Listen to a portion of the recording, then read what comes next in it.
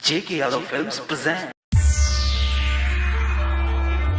तुमसे प्यार न करेलू प्यार और हम तोहरा से तोहर दिमाग खराब आका तो अब तक ले जोन चला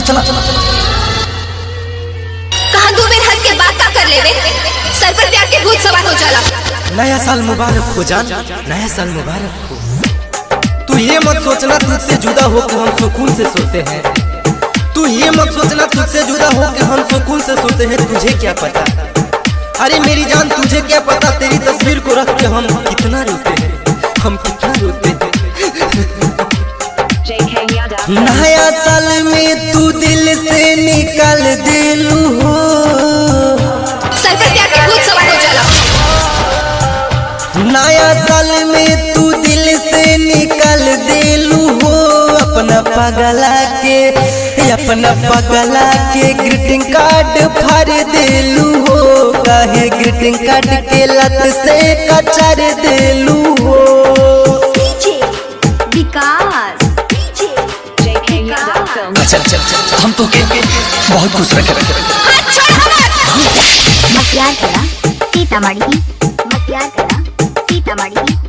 रोहिया में बहिया काहे छोड़ी तू दिहलो, दूसरा के तू तो ग्रीटिंग कार्ड लिहलो।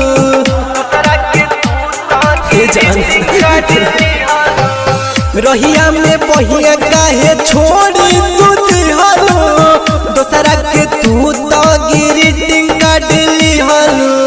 दिहल रुमाल हमरो जर दिलू हो, दिहल रुमाल हमरो जर दिलू हो। अपना पगला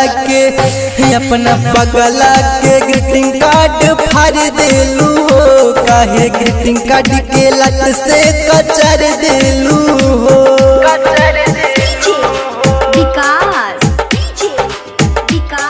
तुमसे प्यार न करेलू प्यार और हम तोहरा से तोहर दिमाग खराब आका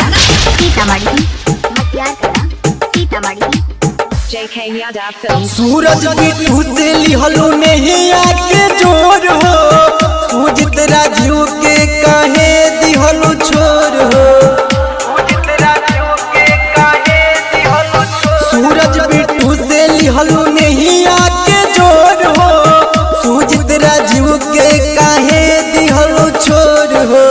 चांदी से सोना ले हजार देनी हो, चांदी से सोना ले हजार देनी हो।